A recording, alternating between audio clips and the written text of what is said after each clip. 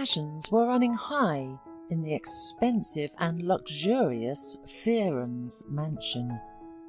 20-year-old Jill was in a heated argument with her father, a famous and respected surgeon. "Dad, what does it mean that I urgently need to get married? Who needs it, me or you? I don't understand anything.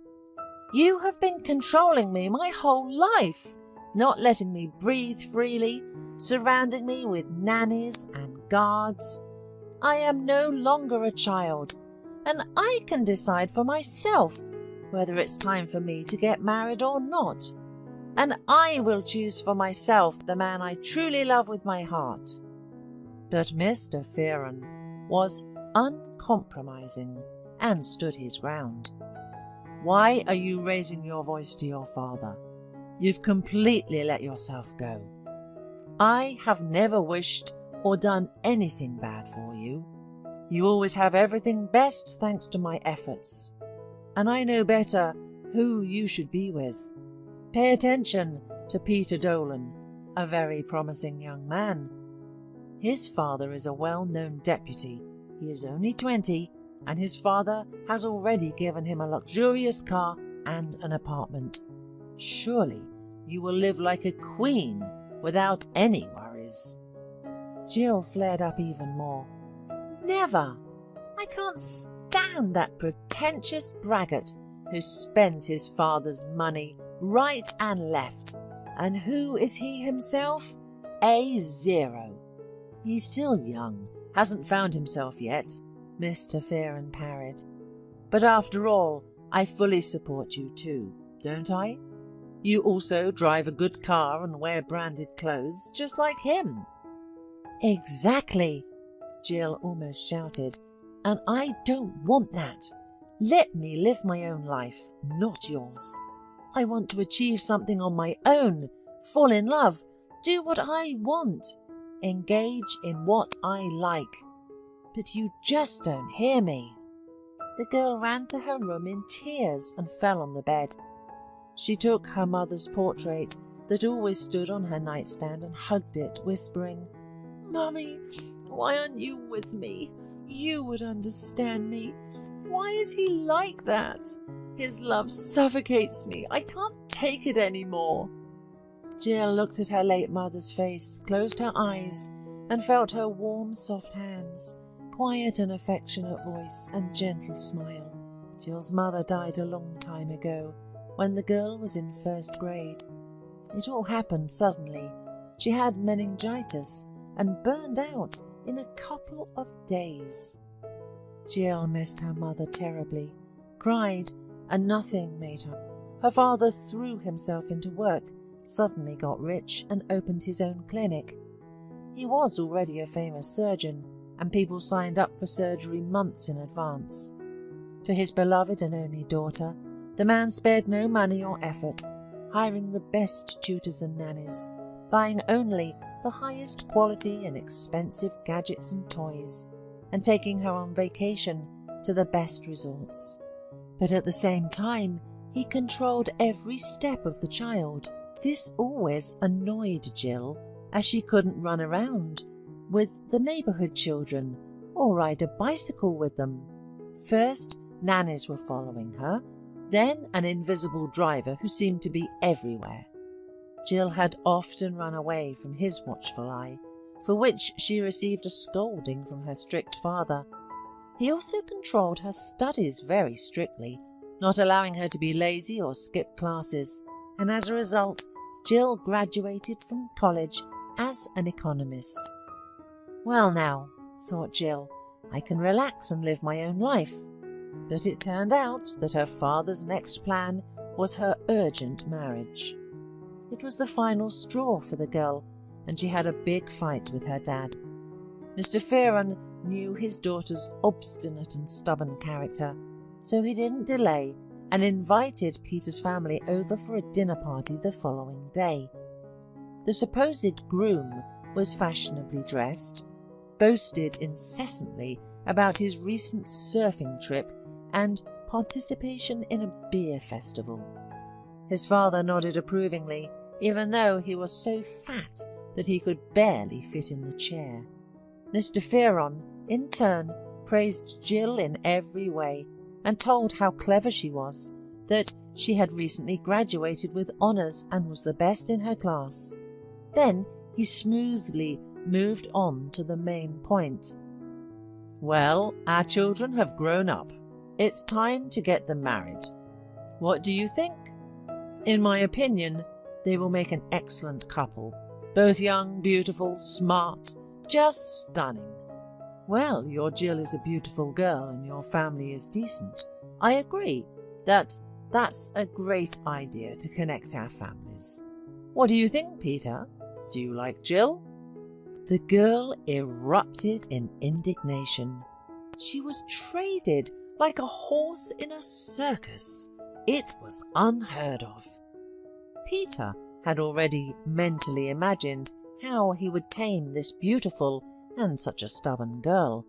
He grinned carnivorously, saying, I like her very much. Let's consider the courtship complete. When should we celebrate the wedding? Doesn't anyone care about my opinion? Jill asked angrily. Her father hurt her foot under the table and replied as softly as possible, My dear, I only wish you happiness. Peter is an excellent match. He will be a good husband to you, and I will be calm about your future. Jill jumped out of the table as if scalded and ran to her room. Her father shouted angrily after her, Jill, where are you going? Come back to the guests immediately. It's not polite. But the girl insolently replied, My head hurts, probably from happiness. In her room, Jill called her best friend Megan and, swallowing tears, began to tell her about her sorrow. Can you imagine? He wants me to marry that arrogant peacock Peter. I can't stand him. He only knows how to party in clubs and waste his father's money.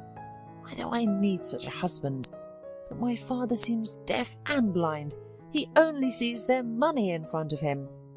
He invited them to dinner yesterday. I hardly survived it.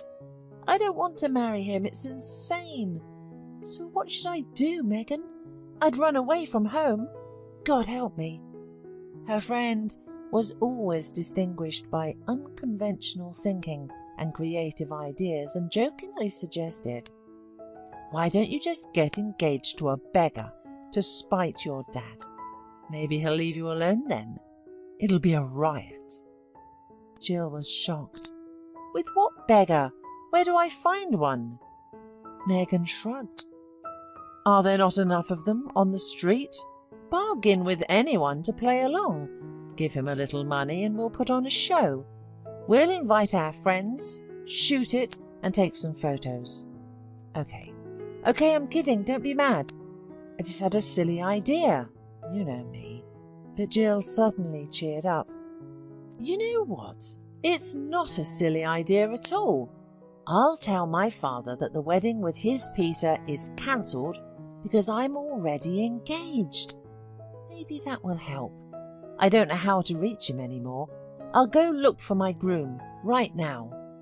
Now Jill was not crying but laughing, vividly imagining this scene.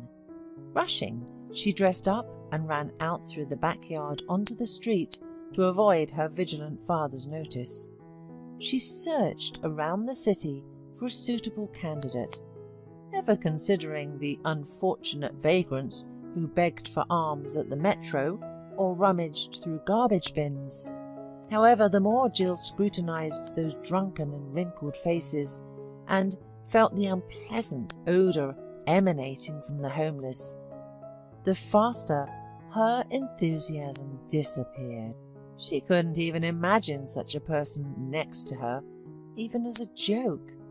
Suddenly, near the square, the girl spotted a young and cheerful guy in a cap and worn-out jeans with holes. He played simple tunes on his guitar, while his curly dog danced on its hind legs for the amusement of the public. Next to him was a table with a glass, where passers-by who were touched by the concert threw some money. The guy was successful, and some even applauded him. Despite his vagrant lifestyle, He didn't look like a down-and-out alcoholic. His clothes, though old and torn in places, were clean. Here he is, my ideal option, Jill thought. She approached the vagrant, smiled enchantingly, and put a large bill in the glass. The guy winked back at her when he saw the generous gift and unexpectedly sang a song about a beautiful dream girl. Passers-by immediately stared at Jill, who involuntarily blushed, while the guy put down his guitar and introduced himself. "Thank you, lovely strange princess. You are so beautiful. I've only seen such girls in magazines. I'm David, and this is my faithful friend Rex. Hey, buddy, give her a paw. Say hello." The dog stretched out its paw to Jill, who laughed and patted him in response. "How funny. I'm Jill. David, I didn't just come up to you for nothing. I have some very unusual business for you. Can you play the role of my fiancé for one evening? I'll pay you well." The guy was amazed and stared at the stranger. "Wow, I've never been offered such things before, and by such a beauty. All right then, tell me what to do. It's even interesting now." The girl blushed again. "You see, my father has been overly protective and controlling of me since childhood, and now he's found me a fiancé, a rich and conceited snob, and I can't stand him. He's just so annoying. How can I marry someone I don't love? So I want to make my father refuse that stupid idea. I'll rent a restaurant, invite friends and photographers, and you'll come there. You'll say that you're my fiancé, you'll propose to me in front of everyone, and we'll pretend to be engaged. I'll buy the ring myself, and don't worry about your appearance. Wear some shabby clothes. Then the wedding with the snob will definitely fall through, and my father will leave me alone. So what do you say?" David smiled cheerfully. "Sure, it's easy, I agree. I even understand you very well. Why torture yourself if there's no love? Anyway, I sympathize with you. You have money but no freedom.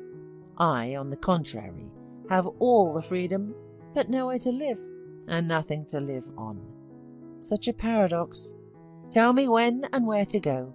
I won't let you down, don't worry." Jill suddenly worried. "Oh, where do I find you? You're here and there, and you don't have a phone, I bet." David laughed. "I really don't have a phone, and I live in a janitor's storeroom near the bookstore. He took me in there. There's a couch and bedding, and there's also a mattress for Rex. And instead of rent, I sweep the courtyards at dawn when no one can see me.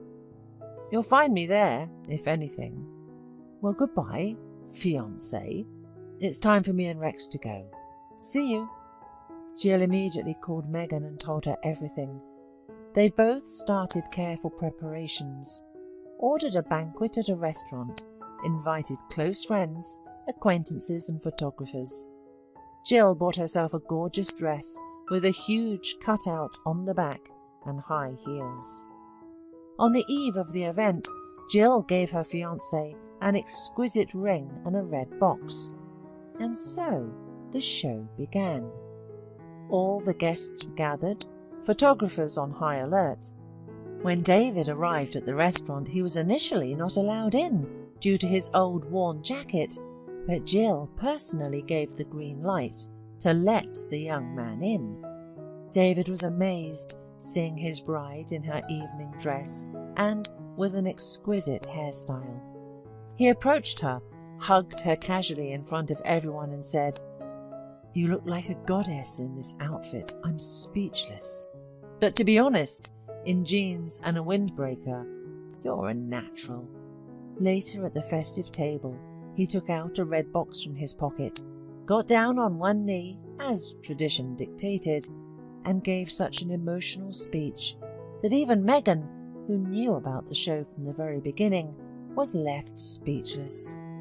Looking into Jill's eyes, David said, My beloved, gentle, cutest, and most beautiful one, will you marry me? I promise to take care of you, carry you in my arms, and not let anyone hurt you. Do you agree?" "Yes, I do," Jill replied, and the young man put the ring on her finger. The exciting moment was immediately snapped by photographers. Despite the stunned and surprised faces of the guests, the celebration continued with feasting and dancing until they dropped.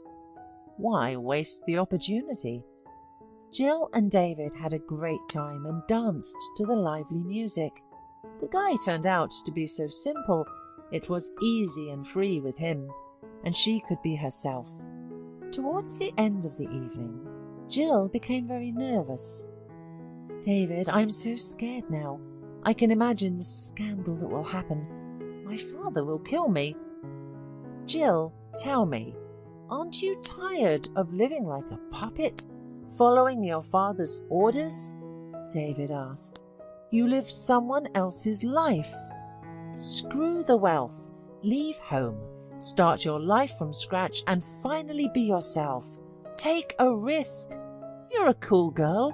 I really like you, but I feel sorry for you. I would really like to show you a different, free and unrestricted life that you know nothing about." The girl thought long and hard about David's words, and indeed, no one had ever asked her what she wanted, who she wants to become, how to live. Everything was always decided for her by her influential father. Maybe it's time to change everything. If not now, then when? In the morning, Jill woke up to her father's furious screaming in her ear. Her head hurt from yesterday's champagne and her legs ached from dancing. Mr. Fearon was shaking the local newspaper over her head. "What is this? What kind of engagement is this? And who is this tramp next to you? Have you lost your mind? Explain yourself. Get up immediately." Jill's sleep was taken away instantly. The newspaper men were quick. "Daddy, this is my engagement. My fiancé's name is David, so there can be no talk of a wedding with Peter. I'm relieved about that. I'll marry this tramp if I have to, but not Peter. Is that clear to you? And if you pressure me, I'll just leave home." Mr. Fearon was furious, tearing up the unlucky newspaper into tiny pieces and continued to rage. "Do you even understand, you silly girl, what you've done? Now the whole town will be talking about how the daughter of a famous surgeon is marrying a tramp. You've ruined my reputation. You say you'll leave home. Well, go ahead and roll to your tramp. You won't get a penny from me. Got it? You'll cool down quickly and realize how much good your father did for you." The infuriated man stormed out of his daughter's room, and his phone was already ringing with calls from Peter's father. A serious conversation was brewing, as almost everything was ready for the wedding, and even distinguished guests were invited. And now all this. Jill was crying and packing her suitcase, taking only the most necessary things. She decided to sell her jewellery and not to take money from her father. Then the girl rented an apartment on the outskirts and moved there. She didn't know what to do next. In her new place, in a modest one-room apartment, Jill felt wild and unfamiliar, so she decided to visit David. She wanted to tell someone about everything. These new changes in her life were very unexpected and abrupt, and they scared the girl a lot. David was genuinely happy to see her. "Oh, hi, fiancé. Rex, say hi. Do you want tea? Why are you so sad?" Jill almost cried. "I left home and had a fight with my dad. He yelled at me so much. He blocked all the cards and said I'd be crawling back soon. I'm okay with that, but it's also weird to me. I don't know how to live on my own. I'm used to obeying my dad and doing what he says. Where do I start? What should I do? I feel like a fish that was thrown on the shore, gasping for air. David immediately made a decision. You need some time to recover. Adapt. Let's not think about anything for a week or two. Just live. And I'll show you everything I know about freedom. Then you'll decide what to do. Agreed? All right. What do we need? Matches, a blanket, bread and potatoes. That's it. Oh, and sausages and my guitar. And some tea in a thermos. Now, we're all set. Let's pack up quickly and follow me. Startled, Jill asked, Where? I don't understand anything. David winked at her. Don't drift away, fiancé. I won't hurt you. I'll show you such beauty that all your jewellery will pale in comparison. Come on, don't be shy. And they went on a hike. At first they hitchhiked and David entertained the driver with merry songs instead of money. Then they walked for a long time along the winding paths outside the city into the woods. And finally, when it started to get dark outside, David exclaimed, All right, we're here. Come here, Jill. Look, what a view from up here. What a beautiful sunset. What nature. There's a stream with natural spring water nearby and a lake. This is my favourite place. I used to come here a lot when I was a kid. Nature heals and calms. It fills the trees with energy. The free wind. Can you smell the freedom? Jill rarely looked at the boundless dark sky with feather clouds, the huge red sun slowly disappearing over the horizon, the swaying, mighty treetops, and couldn't get enough of it. It was so... Why didn't she notice such simple things before? It's not far from the city, but she had never been here before. Meanwhile, David lit a fire and started roasting bread and sausages on regular sticks carved from trees, and then potatoes in the coals. The girl enjoyed the feast in the fresh air and was amazed at how delicious it was. So simple and so tasty. Jill had never rested like a regular tourist, eating crispy bread with crust and tasty baked potatoes, sitting so soulfully by the fire, where she could be herself, sing along and not think about anything, just enjoy the moment. A whole week after that hike, Jill and David just walked hand in hand through the city, ate delicious vanilla ice cream, rode the merry-go-round, had fun and talked a lot. One day, David talked about his tragic fate. My mother brought me to the orphanage at the age of 3. Like this, she led me by the hand, sat me on the porch and said, Goodbye, son. You're better off here. Forgive me. I won't be able to raise you. She turned around and left. I remember crying and screaming when they took me to the orphanage, calling out for my mummy. I believed she would come back for me. After all, how could a mother forget her son? But it turns out she could. As a child, I was angry and hated her for a long time. But then I forgave her. In the end, I don't know what happened to her and why she had done that. So, I have no right to judge her. Of course, the orphanage was a hell. I fought and bit my way to a place in the sun. When I became a teenager, I realized that if I stayed there, it would be the end of me. After all, most of the boys had already started drinking, smoking, and I ran away. And I've been wandering around the world ever since. Sometimes I'm welcomed here, sometimes there. Once I even lived in a gypsy camp for a month. They taught me how to sing and gave me a guitar. I take life easy and accept it as it is. In fact, a person doesn't need much for life. Just a crust of bread and a glass of water. There's a good saying, what difference does it make how old your shoes are? if you're walking in them through Paris." After his confession, Jill talked about herself. "And I'm just the opposite. My mother died very early when I was 7, and then my father raised me alone.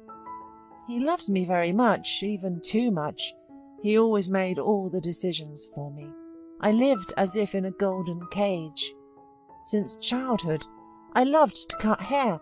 I even learned a few hairstyles myself. I even dyed and styled my friends' hair for different events. I really liked it, and it was my cup of tea. But as soon as I mentioned it to my father, I immediately heard, 'Don't make things up. What kind of hairdresser? Don't disgrace our family name. Go to the most prestigious college and be an economist, for example. That's a worthy profession.' And I became an economist. I was the top of my class, and everyone put me as an example. Only no one knew that I hated my lessons."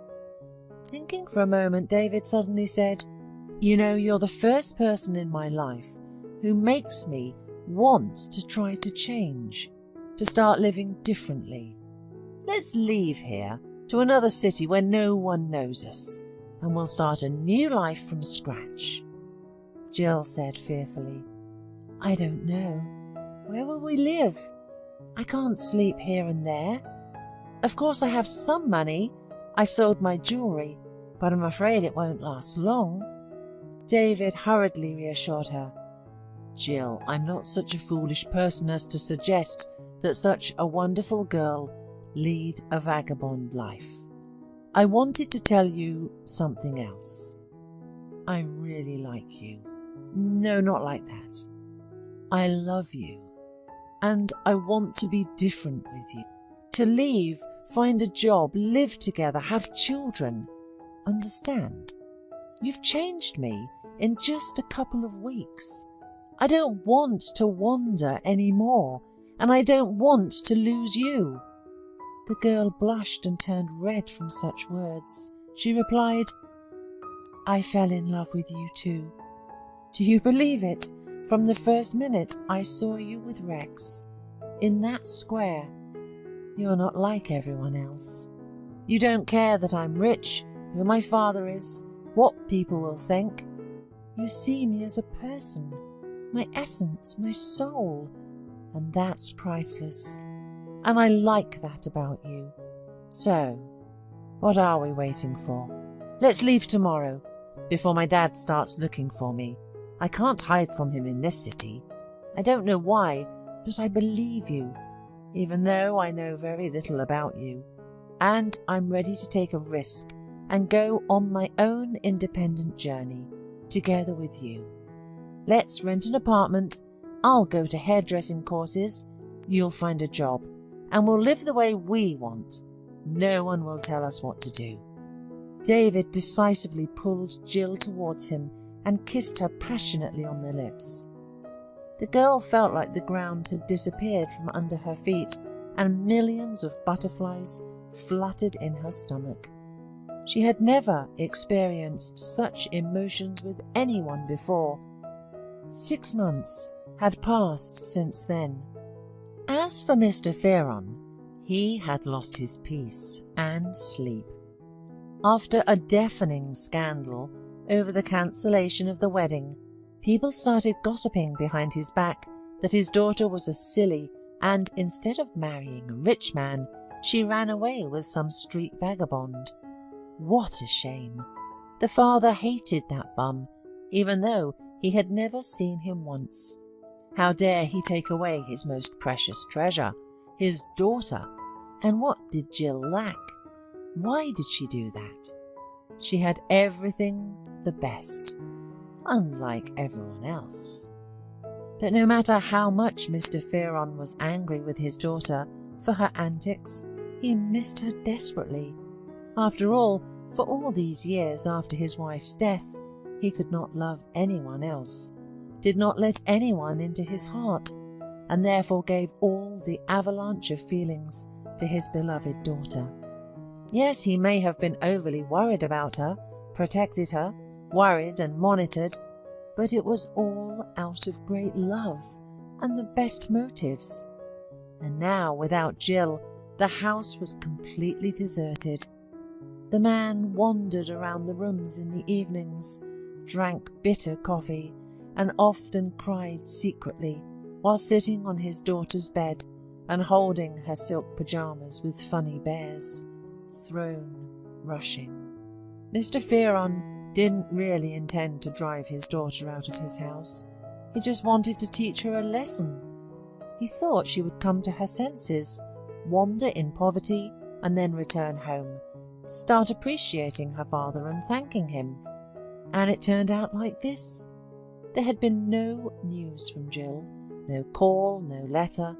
The father's heart was bleeding. He worried about how his daughter was living. In the end, Mr. Fearon could not stand it and hired a private detective to find Jill. He wanted to go and give this bum a thrashing for taking away his daughter, and whether by fair means or foul, bring Jill back home. A week later, he got Jill's new address. Now she lived in another city and bore the surname Hughes. The man was shocked. So his daughter did marry that bum after all. Oh God, he needed to save his girl urgently. Maybe she needed something. Didn't eat enough. Mr. Fearon was even more angry with the vagabond and drove with a huge desire to destroy him. Until this David appeared in Jill's life, everything was wonderful. The man easily drove to the right address. It was an ordinary, multi-story building, a nice, quiet area, not a slum. He took the elevator and decisively pressed the doorbell. He was opened by that same bum, David. Only he didn't look like a bum anymore. He was fashionably trimmed and dressed normally. But outraged Mr. Fearon could not be stopped. From the threshold, he pounced on the guy almost with his fists. "Oh, you scoundrel! All the troubles are because of you. Where is my daughter? Where did you take her? Why did you appear in our lives? Jill, my girl, I came for you. Get ready immediately." David shook the man and calmly replied, "Good afternoon to you too. Let's not argue, but calm down and go inside the apartment." Jill rushed out on the noise and was stunned. "Dad, what are you doing here? Why are you yelling? Everything is fine with me." Only in the apartment, in daylight, did the surgeon examine the guy's face properly, and his jaw just dropped in amazement. The daughter's husband was the exact copy of a person that Mr. Fearon knew in his youth. Mr. Fearon began to whisper, "David Hughes. Exactly. What was your father's name and your mother, and why did you end up on the street?" The surprised David replied, "My father's name was John. He was, how can I put it, gently, a bandit. He was killed when I was almost 3 years old in some shootout, and my mother's name was Elizabeth. She left me in an orphanage. I don't know why. I still struggle with that question. Well, after barely surviving, I ran away at the age of 15. I wandered around the world. Only when I accidentally met your Jill, I fell so in love with her that I decided to start a new life. Now I'm not homeless. I work on a construction site. I'll finish school and then go on to further study. I earn enough." Mr. Fearon looked at him in amazement, then suddenly fell to his knees and began to whisper, "Forgive me, David, but I know why your mother left you and how your father died. You're just his spitting image. Forgive me if you can. I'm guilty of your fate turning out the way it did. What a scoundrel I am." David and Jill didn't understand anything.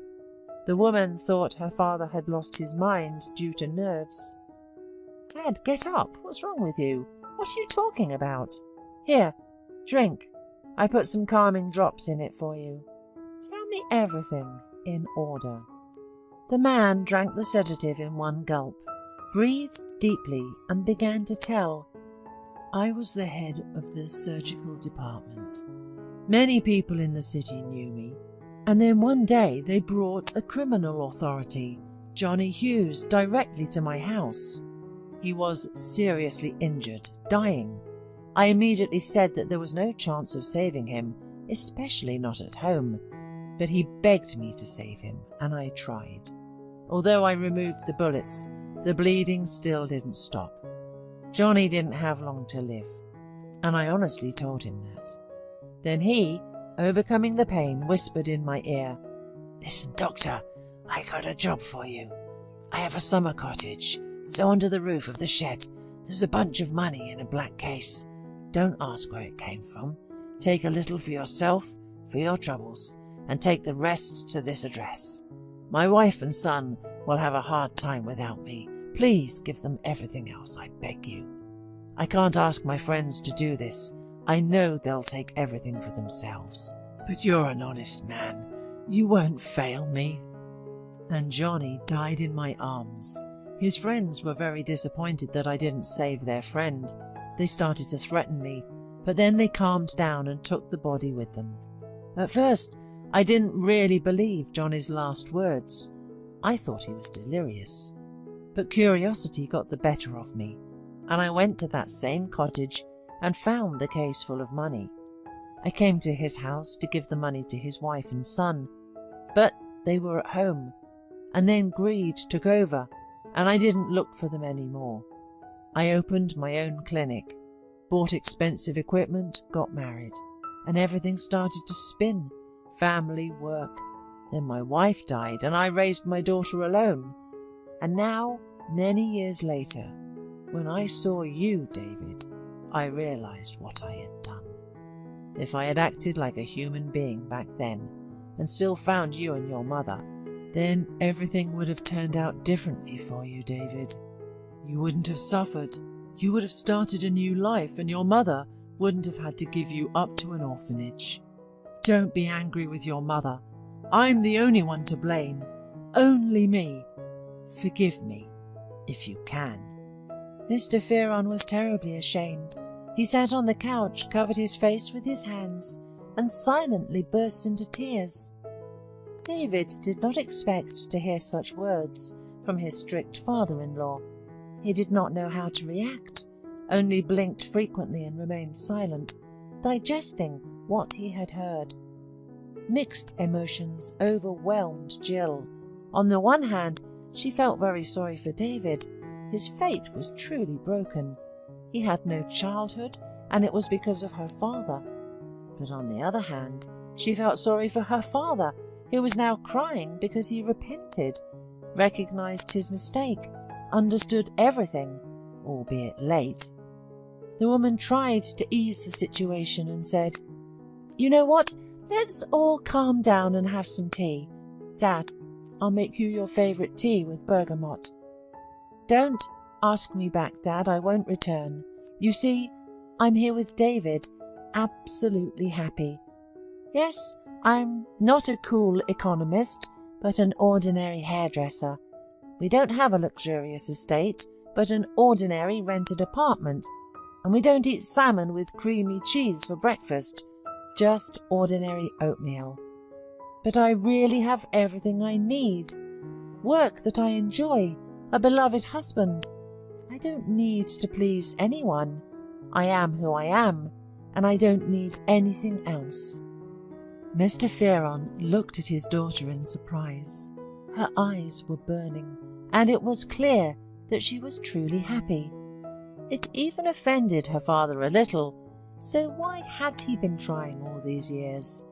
The man suddenly realized that he really hadn't lived in this crazy, insane race. Everything was rushing somewhere, afraid not to have enough time, not to earn enough, while life was passing by. Maybe it was necessary to stop, take a breath, look around and just live, enjoying every day. Rejoicing in simple things, like his daughter does. David suddenly said quietly, "I don't hold a grudge against you, Mr. Fearon, I swear.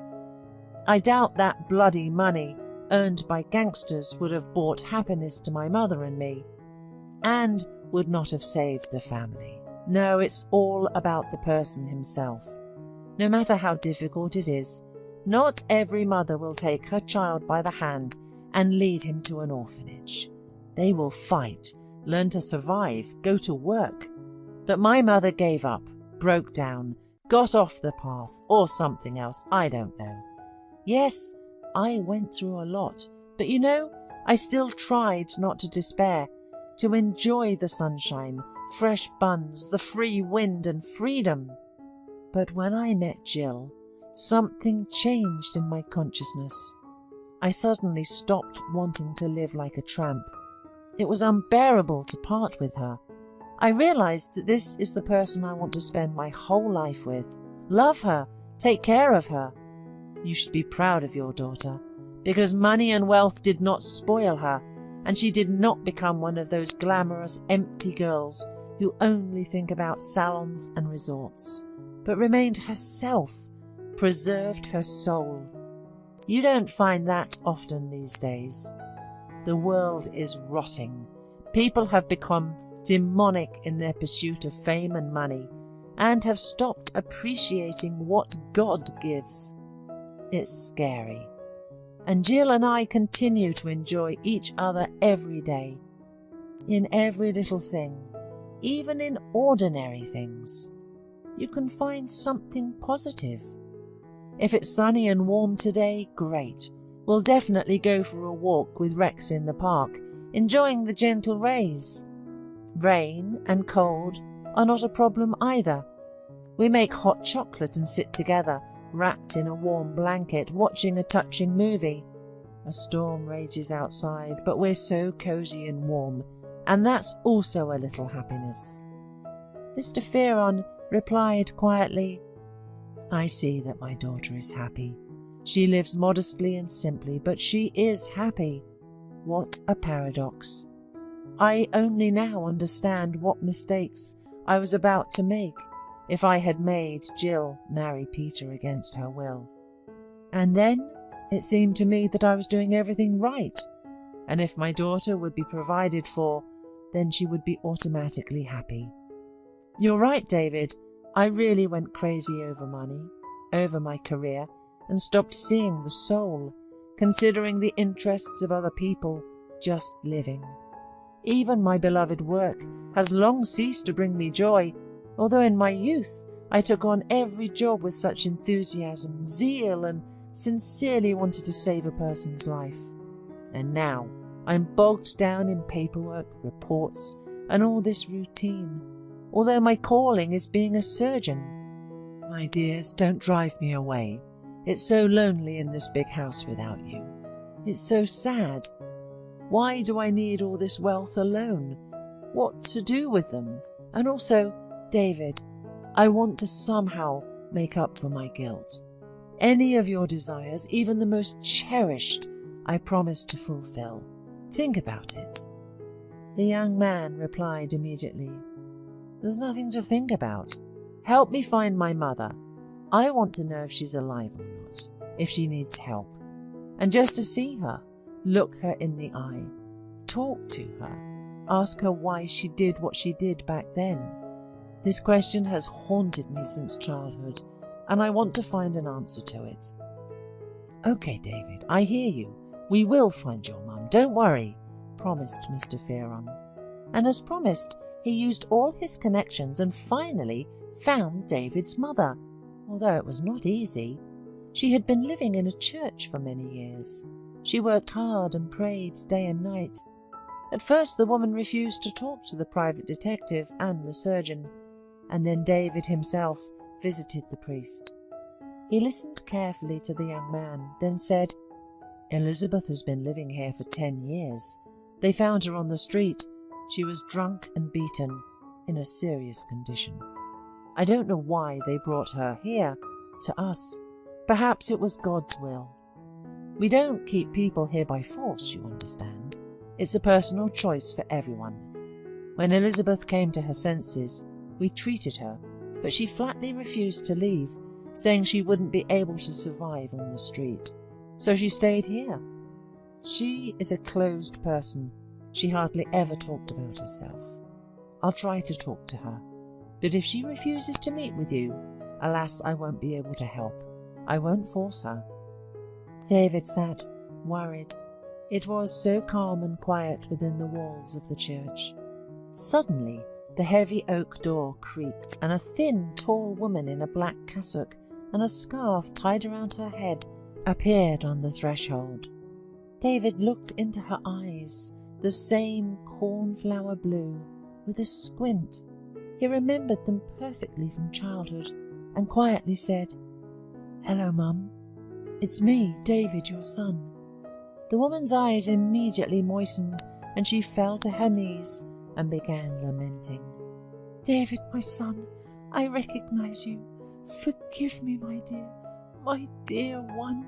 I have a huge, indelible sin. I am so guilty that I left my own child with strangers. There's no forgiveness for me. I'll carry this cross to the end." She hugged him by the legs, and David immediately lifted his mother from her knees and hugged her. It finally happened. When he felt his mother's warmth, felt the wild beating of her heart, and breathed in the scent of incense, all the grievances, all the childhood sorrows, all the anger immediately disappeared and dissipated. He just held her like that in his arms and cried. And with each tear, all the bad, all the negativity left his battered soul. Then they sat on a high wooden bench and talked heart to heart. "When your father died, dark times came. Although he was a bandit, he protected his family. But after his death, some people came and said that Johnny owed them a huge sum of money and that I had to pay it back immediately or they would destroy us. I was scared and left the city with you for a while. I was crushed by the death of my husband and scared for you. Out of desperation, I started taking substances that I should never have tried. Day by day I sank to the bottom, and in moments of enlightenment I realized that I could hurt you. That's when I decided that you would be better off in a new family than with an addicted mother. Forgive me, son. I remember that day as if it were today, how you, poor thing, cried, screamed until you were hoarse and reached out to me. At that time I thought I was saving you and that you would be better off here in the orphanage than wandering with me. But when I was all alone, I thought I would go crazy. Your cry and tearful eyes were ringing in my ears all these years. I desperately missed you, cursed myself, went down the wrong path and hit rock bottom. I no longer remembered my name, didn't care what I looked like or what I wore. And I no longer looked like a woman. I was just frantically looking for a dose so I could forget. One day I woke up in the church. They helped me here, cured me, and I refused to leave. I stayed here. I was afraid of that cruel world, knew that I was weak and could fall again. Since then I have been living here, working and praying day and night for you, my son. I have never forgotten you for a moment. My conscience has always burned with a hot iron, branding me as a scoundrel inside. I hate myself for that act, David. Forgive me if you can." The young man wiped away his tears with the back of his hand and said, "Mum, I forgave you a long time ago, I swear. When I was a child and other children beat me, when I was hungry and ran away, I was angry and I didn't understand why you had done that, and I desperately envied the children who had a home, a family, and loving parents. At 14, I finally ran away from the orphanage and never went back. I travelled to many cities and met all kinds of people, and I even learned to play guitar and sing songs from gypsies. I became good at it, so I travelled with my faithful dog Rex, earning a piece of bread with my songs. And then I met a wonderful girl, Jill, and she entirely changed me. We moved to another city, rented an apartment. I work as a foreman at a construction site and Jill is a hairdresser. We got married. We hope to have children soon. I'm glad I found you, Mum. I haven't been angry with you in a long time. I understand everything. If you like, you can live with us. Jill and I would be happy. I want to take care of you, love you, and make up for everything that was missed. Hearing this offer, Elizabeth shook her head and said, "No, son, I won't leave here. This is my place, my 8. Here my soul found salvation. I'm very happy that you've grown up to be such a wonderful person, that you haven't become bitter and gone down the wrong path like me, that you got married. I wish you and your wife only happiness, and I'll pray hard that the Lord will send you children. But I don't want to go back. I've committed too many sins in my life. I can't repent of them until I die. Goodbye, son. Go with God. Let me hug you one more time before we part. Know that I love you too, and I've never forgotten about you." Elizabeth crossed her son on parting and gave him her cross necklace, saying, "May it protect and guard you from all sorrows and troubles. Forgive me, my dear, for everything." The young man left the church, feeling an incredible relief in his soul, as if a huge stone had been lifted. Breathing even seemed to have become easier. He needed his mother's words that she loved him and had never forgotten about him. Everyone has the right to choose their own path. She can't be judged for that. The main thing is that he now knows where she is, that she is okay and under reliable supervision. Life went on, and David and Jill lived soul to soul. Mr. Fearon often visited them, and he entirely changed. He bought them a spacious apartment and sold his clinic. He donated most of the money to charity. He became a surgeon at the city hospital, and in his spare time he spent time with his daughter and son-in-law, secretly dreaming of grandchildren. Soon after starting his new job, Mr. Fearon met a good woman, a nurse named Helen. She was of ordinary appearance, plump, short, with a cute and open face. But the man fell in love with her soul, because Helen was such a kind and good person that it was impossible not to love her. They started dating and then moved in together. He introduced Helen to his daughter and son-in-law, and they quickly found a common language and often spent time together. They lived simply, like everyone else, but it was such happiness to wake up and inhale the aroma of something indescribably delicious and realize that you were not alone. Beloved Helen was busy in the kitchen making breakfast, or to fall asleep, cuddled up to the most precious person in the world. These moments are much more important and valuable than any money, fame, or honor, because they fill the soul and life with real meaning.